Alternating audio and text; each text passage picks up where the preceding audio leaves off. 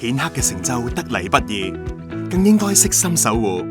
寶城信守明天多元貨幣保險計劃提供高潛在回報，為家族財富奠定堅實根基，仲幫你佈局全球，靈活將豐盛財富跨代傳承，令佢哋嘅世界放大，實現光輝願景。見證住世界多變嘅企業家 Jimmy， 一直心繫仔仔 Daniel 同太太 Sandy 嘅未來。無論去到邊度，佢都希望仔仔將來生活無憂，可以放膽追夢，做中意做嘅事。亦想為太太建立穩健財富，維持優質生活，所以投保寶城信守明天多元貨幣保險計劃。完成供款後 ，Jimmy 運用開支散業選項，將保單分拆成3等份，為家人訂立個人化嘅財富傳承方案。為咗保障仔仔將來嘅生活 ，Jimmy 委任 Daniel 為第一份保單嘅受益人，並運用市場首創嘅自主傳承身故賠償支付選擇。預先幫 Daniel 安排點樣收取身故賠償。佢想仔仔喺自己離世後，先以每月分期形式收取20年金額，仲為 Daniel 選擇好人生事件。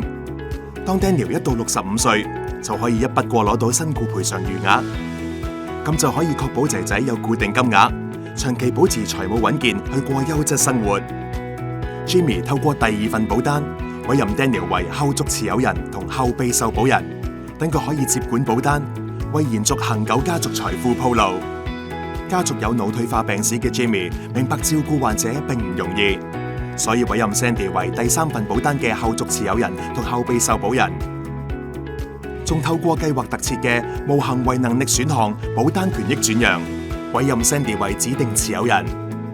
當 Jimmy 無行為能力時，太太都可以接管保單，為家人建立安全網。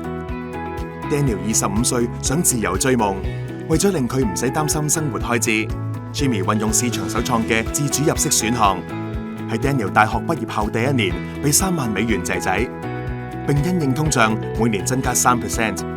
咁 Daniel 喺未來26年就有現金流作後盾，全心發展事業。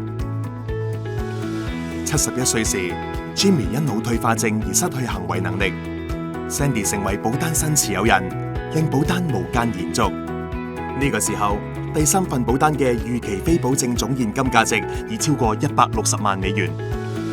Sandy 可以提取保單價值去照顧 Jimmy， 同時維持自己嘅優質生活。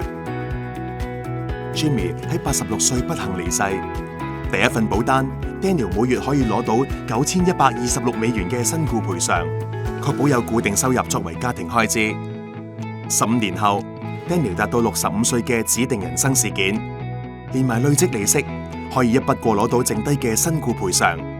透過自主傳承，15年嚟一共得到約240萬美元，加埋之前自主入息選項得到嘅收入，保單回報約為已繳總保費嘅3倍。同時 ，Daniel 接管第2份保單，令財富繼續無間增長。而 Daniel 亦明白爸爸想將家族財富世代傳承。所以佢之後再委任仔仔 Ethan 做後續持有人同後備受保人，代代相傳。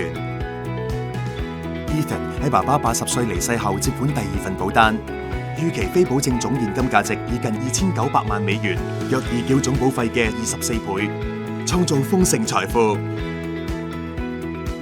唔計之前攞咗嘅入息，3份保單嘅價值加埋已超過3300萬美元，約為已繳總保費嘅28倍。用心聆聽，守護傳承，寶城信守明天多元貨幣保險計劃，幫你靈活傳承豐盛財富，成就家族世代繁盛。